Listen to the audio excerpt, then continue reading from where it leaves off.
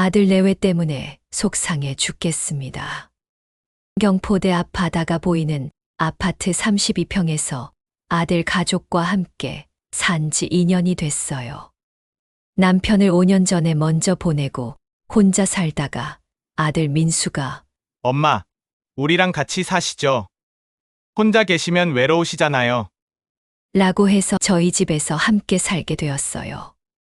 처음엔 정말 좋았어요. 손녀 지우가 아침마다 할머니, 하고 달려와서 안기는 게 얼마나 행복했는지 몰라요. 매일 새벽 5시 반에 일어나서 가족들 아침 챙기고, 지우 도시락 싸주고, 청소하고, 빨래하고. 힘들긴 했지만 가족을 위해서라면 당연한 거라고 생각했어요. 며느리 수진이도 처음엔 어머님, 정말 감사해요. 어머님 아니었으면 어떻게 살았을지 몰라요. 하면서 고마워했거든요. 수진이는 인테리어 회사에서 디자이너로 일하는데 능력도 있고 괜찮은 며느리라고 생각했어요. 그런데 언제부터였을까요? 한 석 달쯤 지났을 때부터 조금씩 달라지기 시작했어요. 처음엔 정말 작은 것들이었어요. 어머님, 김치찌개 좀 덜 맵게 해주시면 안 될까요? 어머님, 거실에서 TV 볼 때 소리 좀 낮춰주세요. 오늘은 제가 재택근무한다고 했잖아요. 어머님, 지우한테 과자 너무 많이 주지 마세요. 애 이빨 다 썩어요. 저는 그때마다 미안하다. 앞으로 조심할게. 하면서 고개를 끄덕였어요. 며느리 말이 맞다고 생각했거든요. 근데 이상한 건 그렇게 말할 때마다 수진이 목소리했어. 저를 무시하고 깔보는 듯한 느낌이 계속해서 새어나왔어요. 어느새부턴가 아침에 일어나서 밥 차리고 집안일을 도와주는 거에 대해서 마치 당연히 제가 해야 하는 것처럼 말하더라고요. 가장 이상했던 건 지우를 대하는 태도였어요. 저는 지우가 예쁜 것도 있지만 아이들이 바쁠까봐 학원도 제가 데려다 주고 데리러 가거든요. 그런데 어느 날 지우가 말하더라고요. 할머니, 오늘은 엄마가 데리러 온대요. 왜? 늘 할머니가 데리러 가는데. 엄마가 그냥 엄마가 간다고 했어요. 지우 표정이 어색해서 뭔가 있다는 걸 눈치챘어요. 지우가 혹시 불편해할까봐 그렇게 하라고 했습니다. 그날 저녁 제가 설거지를 하고 있는데 거실에서 수진이가 전화하는 소리가 들렸어요. 친한 친구랑 통화하는 것 같았어요. 처음엔 신경 안 썼는데 갑자기 제 귀가 번쩍 뜨이는 말이 들렸어요. 아니, 그게 문제가 아니라 진짜 우리 집 노인네만 없어도 숨통 좀 트일 것 같아. 그 순간 제가 들고 있던 접시가 떨어질 뻔했어요. 심장이 쿵쾅거리기 시작했는데 수진이는 계속 말하고 있었어요. 매일 아침부터 저녁까지 집에 계시니까 내가 집에서도 편하게 쉴 수가 없어. 재택 근무할 때도 눈치 보이고. 친구가 뭐라고 하는 소리는 안 들렸는데 수진이 대답은 너무 선명하게 들렸어요. 맞아. 그리고 지우도 할머니한테만 의존하게 되는 것 같아서 걱정이야. 애가 독립심을 못 기르고 있어. 할머니가 다 해주시니까. 제가 그렇게 사랑하고 정성껏 돌본 지우 이야기까지 나오니까 가슴이 찢어지는 것 같았어요. 그리고 솔직히 말하면 우리 부부만의 시간도 없고 신혼 때처럼 자유롭게 살고 싶을 때가 있어.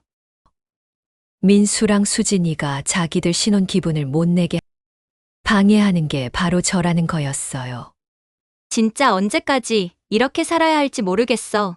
민수한테 말하기도 그렇고 어머님이 눈치껏 좀 먼저 나가시겠다고 하시면 좋겠는데. 그 마지막 말이 제 심장을 완전히 관통했어요. 제가 알아서 눈치채고 떠나주기를 바라고 있었던 거예요. 아, 그리고 생활비도 부담이야. 여기에 살아서 많이 절약되고 어머님이 좀 내주시는 돈이 있긴 한데 그래도 턱없이 부족해. 시장은 우리가 본단 말이야. 어머님이 먹는 거는 또 손이 왜 이렇게 크신지. 제 집에 살게 해주고 또 따로 제가 매달 50만 원씩 생활비도 보태주고 있었거든요. 손주하고 아들 며느리 잘 먹이려고 장을 좀 넉넉하게 보는데 그게 불만이었나 봐요. 그날 밤 저는 잠을 이룰 수 없었어요. 수진이의 말들이 머릿속에서 계속 맴돌았거든요. 내가 없으면 숨통이 트일 것 같다. 어머님이 먼저 나가시겠다고 하시면 좋겠다. 새벽 3시쯤 저는 조용히 일어나 서랍을 열었어요. 거기에는 2장의 서류가 있었어요. 하나는 이 집 등기권리증 사본이었고 다른 하나는 4천만 원 차용증이었어요. 이 집은 제가 평생 꽃집을 운영하면서 모은 돈으로 산 집이었어요. 제 명의로 되어 있죠. 그리고 차용증은 민수가 결혼할 때 엄마, 결혼 자금이 부족해요. 결혼 자금 조금만 좀 빌려주세요. 라고 해서 빌려준 4천만 원에 대한 거였어요. 나중에 꼭 갚을게요.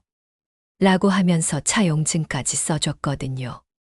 서류를 보면서 생각했어요. 그래, 이제 정리할 때가 됐구나. 더 이상 불청객으로 살고 싶지 않았어요. 며느리 눈치 보면서 제 집에서 조용히 살아야 하는 게 너무 힘들었거든요. 다음 날부터 저는 평소처럼 행동했어요. 아침 준비하고 청소하고 지우 돌보고 겉으로는 아무것도 변하지 않았지만 속으로는 계획을 세우기 시작했어요. 가족들이 모두 나간 후 저는 조용히 휴대폰을 꺼냈어요. 그리고 부동산 중개업소에 전화를 걸었죠. 여보세요. 아파트 매매 상담 가능한가요? 네, 물론이죠. 어떤 아파트세요? 강릉 경포대 오션뷰 아파트 32평이요. 매물로 내놓으려고 하는데요. 상담사 목소리가 갑자기 밝아지더라고요. 아, 그 단지요? 요즘 정말 인기 많아요. 바다 뷰가 좋아서 매물 나오면 바로 나가거든요. 한번 보러 가도 될까요? 네, 좋아요. 근데 가족들 모르게 하고 싶은데요. 아, 그러시구나. 걱정 마세요. 낮 시간대에 가족분들 안 계실 때 조용히 다녀올게요. 이틀 후 부동산 중개사가 집을 보러 왔어요. 다행히 민수는 회사, 수진이는 현장 미팅, 지우는 학교 간 시간이었어요. 와, 정말 깨끗하게 관리하셨네요. 바다 뷰도 끝내주고요. 이 정도면 시세보다 높게 받을 수 있을 것 같은데요. 얼마 정도 받을 수 있을까요? 저는 떨리는 목소리로 물었어요. 지금 시세가 5억 8천 정도니까 6억으로 내놓으면 어떨까요? 상태가 좋으니까 금방 나갈 거예요. 6억. 제가 2억 5천에 산 집이 이렇게 올랐다니 놀라웠어요. 좋아요. 그렇게 해주세요. 그런데 혹시 가족분들은 아세요? 등기 권리자가 어머니시니까 법적으로는 문제없지만 아직 말 안 했어요. 제가 알아서 할 테니까 걱정하지 마세요. 그렇게 집이 매물로 나갔어요. 저는 아무 일 없다는 듯이 평소처럼 생활했어요. 아침에 일어나서 밥하고 청소하고 지우 학원 보내고. 하지만 제 마음속에서는 매일 카운트다운이 이어지고 있었어요.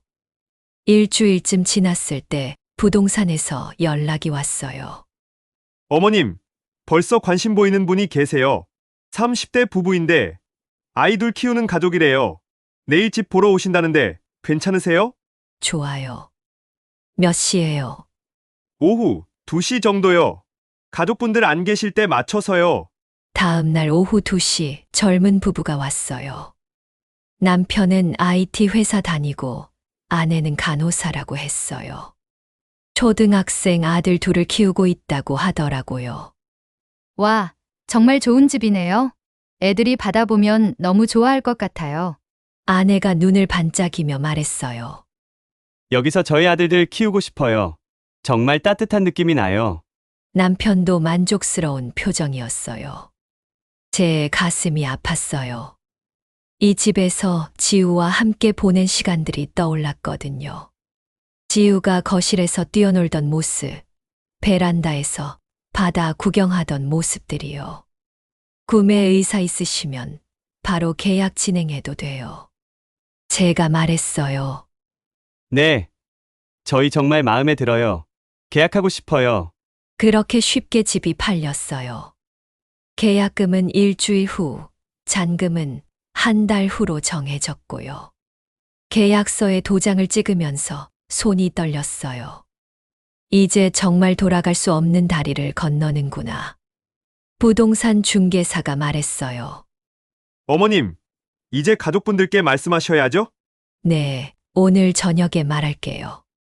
그날 저녁, 저는 평소처럼 저녁상을 차렸어요. 민수가 좋아하는 제육볶음, 수진이가 좋아하는 된장찌개, 지우가 좋아하는 계란말이까지. 마지막 만찬이 될지도 모른다는 생각으로 정성껏 준비했어요. 가족들이 다 모여서 밥을 먹기 시작했을 때 저는 조용히 말했어요. 민수야, 수진아, 엄마가 할 말이 있어. 네, 어머니. 무슨 말씀이세요? 수진이가 물었어요. 엄마, 이 집 팔았어. 순간 식탁이 조용해졌어요. 민수가 수저를 놓으며 물었어요. 네, 엄마, 무슨 소리세요? 이 집 말이야. 팔았어. 한 달 후에 잔금 받고 이사 나가야 해. 엄마 갑자기 무슨, 민수가 당황해서 말을 더듬었어요. 수진이도 얼굴이 창백해졌고요. 지우는 무슨 말인지 몰라서 할머니, 우리 이사 가요? 하고 물었어요. 농담이시죠? 어머니, 왜 갑자기 집을 팔아요? 수진이가 어색하게 웃으며 말했어요. 농담 아니야. 진짜야. 계약도 다 끝났어. 저는 담담하게 대답했어요. 엄마, 그럼 우리는 어떻게 해요?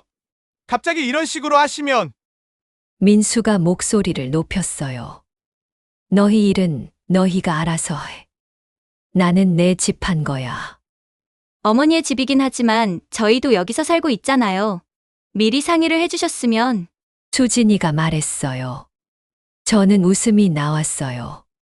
불과 며칠 전까지만 해도 제가 없어졌으면 좋겠다고 했던 사람이 이제 와서 이런 말을 하다니요. 상해? 내가 언제까지 너희 눈치 보며 살아야 하는데. 무슨 말씀이세요, 엄마? 민수가 어리둥절한 표정으로 물었어요. 민수야, 너 결혼할 때 엄마한테 빌린 돈 기억하지? 네. 아, 그때 4천만 원 말씀이세요? 그래, 그 돈 이제 갚아야겠어. 민수와 수진이의 얼굴이 새하얗게 변했어요. 그동안 그냥 도와준 돈인 줄 알았는데 정말 빌린 돈이었다는 걸 다시 깨달은 거죠. 엄마, 그건 가족끼리. 민수가 말했어요. 가족이면 서로 존중하고 배려해야 하는 거 아니야. 제 목소리가 조금 떨렸어요. 수진이가 조심스럽게 물었어요. 어머니, 제가 뭔가 잘못한 게 있나요? 저는 수진이를 똑바로 바라봤어요. 그리고 며칠 전에 들었던 그 전화 내용이 떠올랐어요. 하지만 지금 당장 말하고 싶지는 않았어요. 잘못한 게 있는지는 너가 제일 잘 알지 않니? 그렇게 저는 뒤도 안 돌아보고 테이블에서 일어나 방으로 들어왔어요. 그날 밤 이후로 집안 분위기가 완전히 바뀌었어요.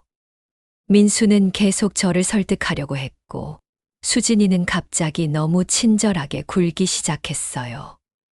어머님, 커피 드릴까요? 어머님, 제가 설거지 할게요. 어머님, 오늘 날씨 좋은데 산책 다녀오세요. 너무 티가 나니까 더 얄밉더라고요. 2년 동안 한 번도 안 하던 행동을 갑자기 하니까 어색하기만 할 뿐. 어차피 저는 이미 마음을 정했기 때문에 흔들리지 않았어요.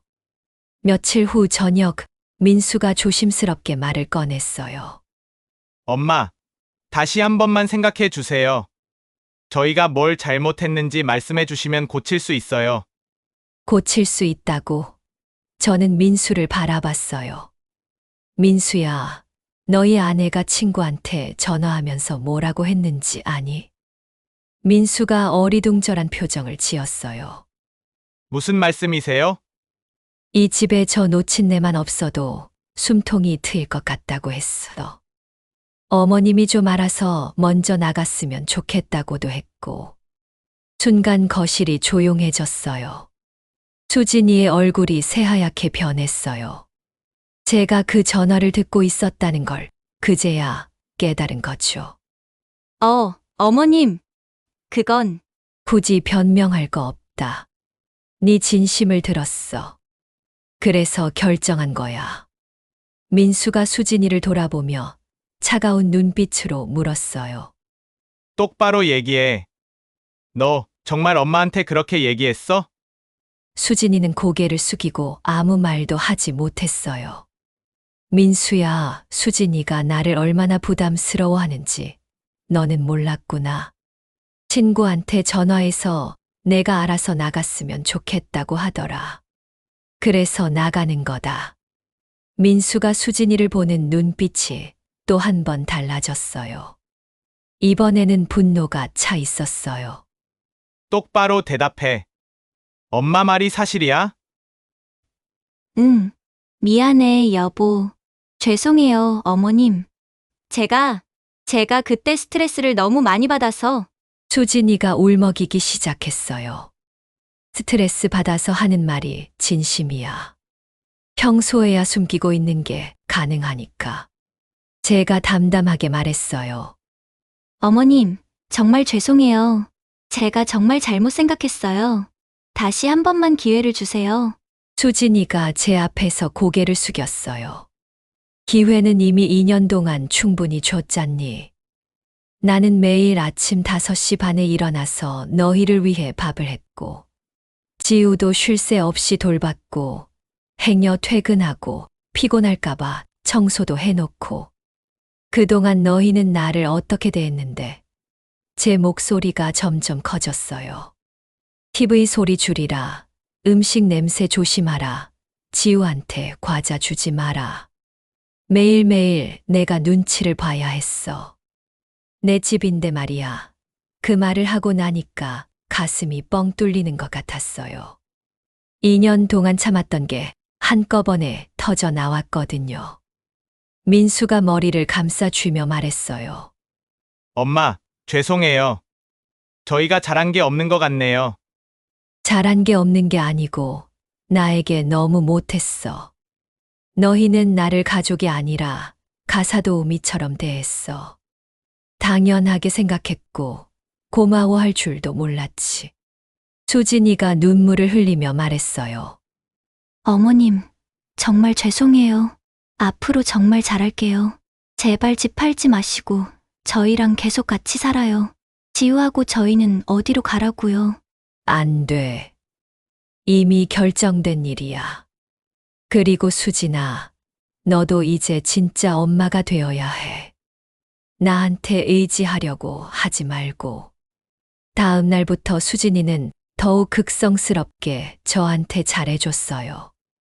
아침에 일어나면 제 방문 앞에 과일이 놓여 있고, 저녁에는 안마기를 가져다 주고, 그 모든 게 집을 팔지 말라는 애원이라는 걸 저는 알고 있었어요. 어느 날 저녁, 지우가 제 방에 들어왔어요. 할머니, 우리 정말 이사 가야 돼요? 그래, 지우야. 할머니는 어디로 가세요? 할머니는 속초로 갈 거야. 바닷가 있는 작은 집으로. 저도 할머니랑 같이 가면 안 돼요? 지우가 제 손을 꼭 잡았어요. 이 어린 것이 무슨 죄가 있나 싶어서 눈물이 날 것 같더라고요. 지우는 엄마 아빠랑 살아야지. 할머니 집에 방학 때 놀러와. 그때 바다에서 같이 놀자. 쏟아지려는 눈물을 꾹 참고 담담하게 말해줬어요. 정말요? 약속이에요? 그래, 약속이야. 일주일 후, 저는 속초에 있는 작은 단독주택을 계약했어요. 방 2개에 마당이 있는 집이었어요. 크지는 않지만 혼자 살기에 딱 좋은 크기였어요. 무엇보다 제 이름으로 된 방해할 사람 없는 온전히 제 공간이 될 집이었어요. 계약을 마치고 집으로 돌아오는 길은 마음이 편했습니다. 드디어 내 인생을 살 수 있겠구나. 그런 생각이 들었어요. 현관문을 열고 들어가는데 거실에서 민수와 수진이가 심각하게 이야기를 나누고 있었어요. 여보, 우리 어떻게 해? 한 달 안에 4천만 원을 어떻게 구해? 수진이의 목소리가 들렸어요. 모르겠어. 대출을 받아야 할 것 같은데. 대출? 우리 이미 빚이 많아서 대출이 나올 수 있을까? 제가 거실로 들어가자 두 사람이 화들짝 놀라며 조용해졌어요. 난 바로 방으로 들어갈 거니 하던 이야기 계속해. 나 때문에 멈추지 말고. 제가 말했어요. 엄마, 이제 마음을 좀 푸세요. 민수가 난처한 표정을 지었어요. 민수야, 4천만 원 한 달 안에 못 갚으면 법적 조치 들어간다. 엄마, 정말 그렇게까지 하실 거예요? 저 엄마 아들이잖아요. 아들이라고 해서 빌린 돈을 안 갚아도 되는 거 아니야. 그리고 나는 이제 엄마 이전의 채권자야. 그 말을 하고 제 방으로 들어갔어요. 문을 닫는 순간 민수가 며느리를 다그치는 소리가 들렸습니다. 너 때문에 일이 이렇게 된 거라며 나무라는 것 같더라고요. 방문 너머로 수진이가 우는 소리가 들렸어요. 마음이 약해졌지만 저는 흔들리지 않으려고 노력했습니다. 이미 결정된 일이었으니까요. 잔금일이 2주 앞으로 다가왔을 때 저는 속초 집으로 이사 갈 짐을 싸기 시작했어요. 제 방에 있는 옷가지들, 책들, 소중한 물건들을 하나씩 박스에 담았어요. 30년 동안 모아온 추억들이었죠. 남편과 찍은 사진들, 민수 어렸을 때 사진들, 지우 태어났을 때 사진들. 박스를 싸면서 눈물이 날 것 같았지만 참았어요. 이건 새로운 시작이야. 슬퍼할 일이 아니야. 그렇게 스스로를 다독였어요. 지우가 방문을 열고 들어왔어요. 할머니, 정말 가시는 거예요? 그래, 지우야. 싫어요. 할머니, 가지 마세요. 지우가 제 허리를 꼭 안았어요. 또 한 번 순간 눈물이 터질 것 같았지만 정신을 잡고 꾹 참았어요. 지우야, 할머니는 바닷가에서 예쁜 집에서 살 거야. 지우가 방학 때 오면 조개도 줍고 맛있는 거 많이 해줄게. 정말요? 그래, 약속이야. 저녁 식사 시간, 식탁 분위기가 무겁게 가라앉았어요. 민수는 밥을 거의 먹지 못했고 수진이는 계속 눈치만 보고 있었어요. 아무것도 모르는 우리 귀여운 지우만 할머니, 이거 맛있어요. 하면서 평소처럼 먹고 있었죠. 민수야, 4천만 원은 준비됐니? 제가 조용히 물었어요. 엄마, 대출 알아보는 중인데 시간이 좀 더 필요해요. 한 달이라고 했잖아. 이제 일주일밖에 안 남았어. 엄마, 혹시 다음 달이나 아니면 올해 안으로 드리면 안 될까요? 안 돼. 약속은 약속이야. 저는 단호하게 말했어요. 수진이가 수저를 내려놓으며 말했어요. 어머님, 저희가 정말 최선을 다하고 있어요. 조금만 시간을 주시면.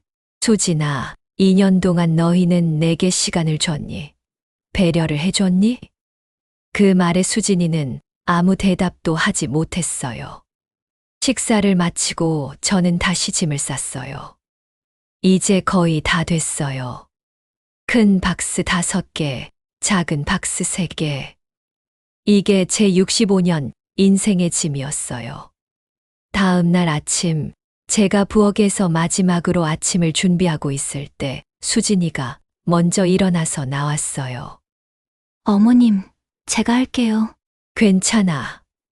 마지막이니까 내가 할게. 어머님, 수진이가 갑자기 제 앞에 무릎을 꿇었어요. 어머님, 제발 용서해 주세요. 제가 정말 잘못했어요. 제가 너무 이기적이었어요. 눈물을 흘리며 사과하는 수진이를 보니까 마음 한편이 아팠어요. 하지만 저는 고개를 저었어요. 수진아, 일어나. 이제 와서 무릎 꿇는다고 달라지는 건 없어. 어머님, 정말 앞으로 잘할게요. 제발 한 번만 더 기회를 주세요. 기회는 이미 줬잖니. 너는 그걸 스스로 날려버렸어. 소리를 듣고 민수도 나와서 같이 무릎을 꿇었어요. 엄마, 저도 잘못했어요. 제가 아내를 제대로 못 가르쳤어요. 엄마한테 효도하는 법을 못 가르쳤어요. 민수야, 효도는 가르쳐서 하는 게 아니야. 진심으로 우러나오는 거지.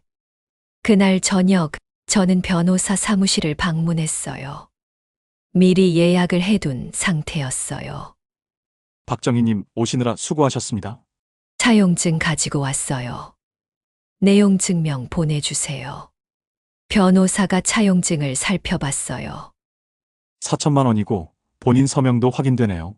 법적 효력에는 문제 없습니다. 상환 기한을 언제로 하시겠어요? 일주일 후요. 잔금일이랑 같은 날로 해주세요. 알겠습니다. 그런데 정말 괜찮으시겠어요? 아드님과의 관계가. 괜찮아요. 이건 가족 문제가 아니라 채권 채무 관계예요. 변호사는 고개를 끄덕이며 서류를 작성했어요. 내용 증명서에는 이렇게 적혔어요. 박민수 귀하. 2021년 6월 15일 차용한 4천만 원에 대하여 상환을 요구합니다. 수령일로부터 7일 이내에 상환하시기 바랍니다. 박정희. 간단 명료했어요. 내일 발송하면 모레 아드님이 받으실 거예요. 고맙습니다. 변호사 사무실을 나오면서 한숨을 크게 쉬었어요. 이제 정말 돌이킬 수 없는 길로 가는구나. 이틀 후 예상했던 대로 민수한테서 전화가 왔어요. 엄마, 이게 뭐예요? 변호사 사무실에서 내용 증명이 왔는데 목소리가 완전히 당황해 있었어요. 받았구나. 빨리 왔네. 엄마, 7일 안에 4천만 원을 갚으라고요? 이게 무슨 소리예요? 왜, 안 갚을 거야? 안 갚는다는 게 아니라 엄마 우리 가족인데 이렇게까지 하실 필요가 있어요? 가족이라면서 온갖 일 다 부려먹기만 하고 빌린 돈은 안 갚아도 됐어. 가족이니? 민수가 한동안 말이 없었어요. 그러더니 목소리를 낮춰서 말했어요. 엄마, 정말 우리가 그렇게 못했나요? 정말로요? 민수야, 내 아내가 친구한테 뭐라고 했는지 너도 이제 알잖아. 그게 답이야. 엄마, 민수야, 나는 이제 내 인생을 살고 싶어. 너희 눈치 보지 않고 내가 원하는 대로 살고 싶다고. 전화를 끊고 나서 저는 창밖을 바라봤어요. 강릉 바다가 보였어요. 이제 며칠 후면 저 바다와도 이별이에요. 잔금일 전날 밤, 저는 마지막으로 이 집을 둘러봤어요. 거실, 주방, 제 방, 지우 방. 행복했던 기억도 있고 힘들었던 기억도 있었어요. 이제 정말 끝이구나. 그렇게 생각하니까 마음이 묘했어요. 슬프기도 하고 후련하기도 하고. 그런데 후회는 되지 않았어요. 이게 제가 내린 최선의 선택이라고 믿었으니까요. 다음 날 아침 잔금일이 밝았어요. 저는 평소보다 더 일찍 일어났어요. 새벽 5시. 마지막으로 가족들을 위한 아침 식사를 준비하기 위해서였어요. 이상하게도 마지막이라고 생각하니까 더 정성이 들어가더라고요. 냉장고를 열어보니 그동안 제가 담가 놓은 김치, 장아찌, 된장이 가득했어요. 이것들도 이제 남에게 넘어가는 거겠죠. 저는 지우가 제일 좋아하는 계란말이를 만들었어요. 노릇노릇하게 예쁘게 말아서요. 민수가 좋아하는 된장찌개도 끓이고 수진이가 좋아한다고 했던 시금치 나물도 무쳤어요. 식탁을 차리고 나서 서랍에서 편지 봉투 하나를 꺼냈어요. 어젯밤에 미리 써둔 편지였어요. 길지 않았어요. 제 마음을 담아 간단 명료하게 썼거든요. 편지를 식탁 한가운데 놓고 저는 의자에 앉아 잠시 기다렸어요. 가장 먼저 지우가 나왔어요. 할머니, 오늘도 일찍 일어나셨네요. 와, 오늘 밥상 정말 많다. 그래, 할머니가 특별히 준비했어. 많이 먹어. 지우는 평소처럼 밝게 웃으며 자리에 앉았어요. 아직 오늘이 무슨 날인지 모르는 순진한 얼굴이었어요. 민수가 그 다음에 나왔어요. 얼굴이 많이 상해 있었어요. 아마 며칠 동안 잠을 제대로 못 잤나 봐요. 엄마, 앉아. 밥 먹자. 마지막으로 수진이가 나왔어요. 눈이 퉁퉁 부어 있었어요. 어젯밤에 많이 울었나 봐요. 가족들이 모두 자리에 앉았을 때 저는 식탁 가운데 놓인 편지를 가리켰어요. 식사 전에 이거 읽어봐. 민수가 편지를 집어 들고 소리 내어 읽기 시작했어요. 민수, 수진, 지우에게. 이 밥이 너희와 나의 마지막 식사다. 2년 동안 이 집에서 함께 지낸 시간들이 행복했다고 말하고 싶지만 솔직히 그런 말이 나오지 않는구나. 나는 이 집에서 가족이 아닌 불청객이었다. 오늘부터 이 집은 너희 것이 아니다. 새 주인이 들어올 예정이니 빨리 이사 준비를 해라. 그리고 민수야, 4천만 원 오늘까지다. 더 이상 미루지 마라. 편지를 읽는 민수의 목소리가 점점 떨렸어요. 수진이는 얼굴이 하얗게 질렸고 지우는 무슨 말인지 이해하지 못하겠다는 표정이었어요. 엄마, 이게 무슨... 다 들었으면 이제 밥 먹자. 저는 담담하게 말하고 지우 앞에 계란말이를 올려줬어요. 지우야, 할머니가 마지막으로 만들어준 계란말이야. 맛있게 먹어. 할머니, 왜 마지막이에요? 지우가 울먹이기 시작했어요. 지우는 엄마 아빠랑 새로운 집에서 잘 살아야 해. 할머니는 속초 바닷가로 갈 거야. 싫어요. 할머니랑 같이 살고 싶어요. 지우가 소리를 지르며 울기 시작했어요. 그 모습을 보니까 제 가슴도 찢어지는 것 같았어요. 식사는 정말 조용했어요. 지우만 흐느끼며 밥을 먹었고 민수와 수진이는 거의 손도 대지 못했어요. 저는 된장찌개를 한 숟가락 떴어요. 정말 맛있게 끓었더라고요. 이 집에서 마지막으로 끓인 된장찌개야. 잘 먹어. 식사를 마치고 저는 자리에서 일어났어요. 10시에 잔금 받으러 가야 해. 너희는 이사 준비해. 엄마, 정말 마지막 기회는 없는 거예요? 민수가 눈물을 글썽이며 물었어요. 없어. 이미 결정된 일이야. 오전 10시 저는 부동산 사무실에서 잔금을 받았어요. 6억 원. 통장에 돈이 들어오는 걸 확인하는 순간 정말 끝났다는 실감이 났어요. 새 주인 부부가 기뻐하는 모습을 보면서 저는 복잡한 심정이었어요. 부동산에서 나와 곧바로 변호사 사무실로 갔어요. 박정희 씨 오셨네요. 아드님께서 연락하셨나요? 아니요. 연락 없었어요. 그럼 법적 절차 진행하시겠어요? 잠깐만요. 오후까지만 기다려 볼게요. 오후 2시쯤 민수한테서 전화가 왔어요. 엄마, 지금 어디세요? 변호사 사무실이야. 거기서 기다려 주세요. 제가 지금 갈게요. 30분 후 민수가 사무실에 도착했어요. 손에 통장을 들고 있었어요. 엄마, 4천만 원 준비했어요. 여기 있어요. 민수가 떨리는 손으로 통장을 내밀었어요. 어떻게 구했니? 친구들한테 빌리고 대출도 받았어요. 이제 됐죠? 저는 통장을 받아 들고 변호사에게 건넸어요.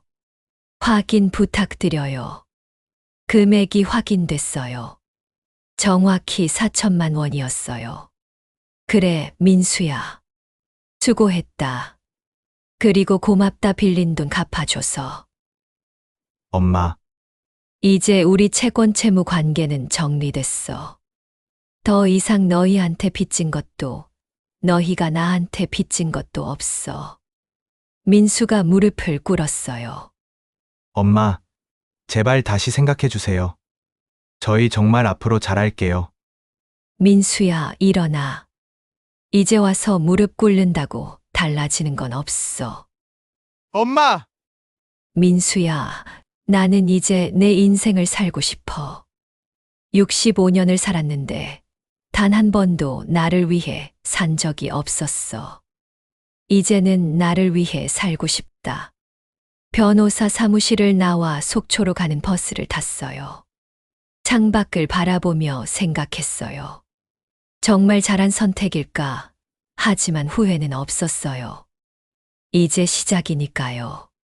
속초 집에 도착했을 때 이미 해가 지고 있었어요. 작은 마당, 2개의 방, 바다가 보이는 창문. 이게 제 새로운 보금자리였어요. 짐을 풀면서 행복했어요. 온전히 제 공간이라는 게 믿기지 않았거든요. 그날 밤, 저는 혼자서 라면을 끓여 먹었어요. 아무도 눈치 볼 필요 없이 제가 원하는 시간에 제가 먹고 싶은 걸 먹는 거였어요. 라면이 이렇게 맛있는 줄 몰랐어요. 다음 날부터 저는 새로운 일상을 시작했어요. 새벽 5시 반에 일어나서 정신없는 하루가 아닌 7시에 여유롭게 일어났습니다. 홀로 분위기 낼 겸 커피를 마시며 바다를 봤어요. 오후에는 마당에 꽃을 심고 동네 도서관에 가서 책을 읽고 이웃 할머니들과 차를 마시며 이야기를 나눴어요. 일주일쯤 지났을 때 민수한테서 전화가 왔어요. 엄마, 잘 지내세요? 응, 잘 지내. 엄마 없으니까 정말 힘들어요. 저희가 얼마나 엄마한테 의존하고 살았는지 이제야 알겠어요. 그래, 이제라도 알았으면 됐어. 민수야, 이제 진짜 어른이 되어야 해. 수진이랑 지우를 내가 책임져야지. 네, 엄마. 알겠어요. 그리고 수진이한테 전해줘. 시어머니 없이 살고 싶었던 거 이뤄줬으니까 이제 행복하게 살라고. 한 달 후, 지우가 방학을 맞아 혼자 속초로 놀러 왔어요. 할머니, 지우가 제게 달려와 예전처럼 품에 폭 안겼습니다. 지우야, 보고 싶었어. 바다 보러 갈까? 네. 할머니, 여기 진짜 예뻐요. 지우와 함께 바닷가를 걸으며 조개를 주웠어요. 파도 소리를 들으며 웃고 떠드는 시간이 너무 소중했어요. 저녁에는 지우가 좋아하는 계란말이를 만들어줬어요. 할머니, 역시 할머니 계란말이가 제일 맛있어요. 그렇게 사랑스러운 지우와 함께 행복한 3일을 보내고 집으로 돌아가는 날 지우가 물었어요. 할머니, 다음 방학에도 올게요. 그래, 할머니가 기다릴게. 할머니, 여기 사니까 우리랑 같이 살 때보다 더 행복해요? 응, 할머니, 지금 정말 행복해. 나도 할머니, 여기서 더 행복해 보여요. 같이 사는 거 너무 좋은데 나는 할머니가 행복했으면 좋겠어요. 내가 할머니 보러 자주자주 놀러 올게요. 지우를 보낸 후 저는 마당에 앉아 바다를 바라봤어요. 그리고 조용히 지난 세월들을 생각해봤죠. 지난 65년 가족이라는 이름으로 희생하는 게 당연하다고 생각했는데 아니었어요. 서로 존중하고 배려할 때 진짜 가족이 되는 거더라고요. 민수와 수진이는 이제 진짜 부모의 무게를 느끼며 독립해서 살아가고 있어요. 알죠, 힘든 거. 하지만 어쩌겠어요. 그게 성장하는 거니까 참고 버텨야죠. 저는 속초에서 아주 행복한 제 인생을 살고 있어요. 매일 아침 제가 원하는 시간에 일어나고, 제가 먹고 싶은 걸 먹고, 제가 하고 싶은 걸 해요.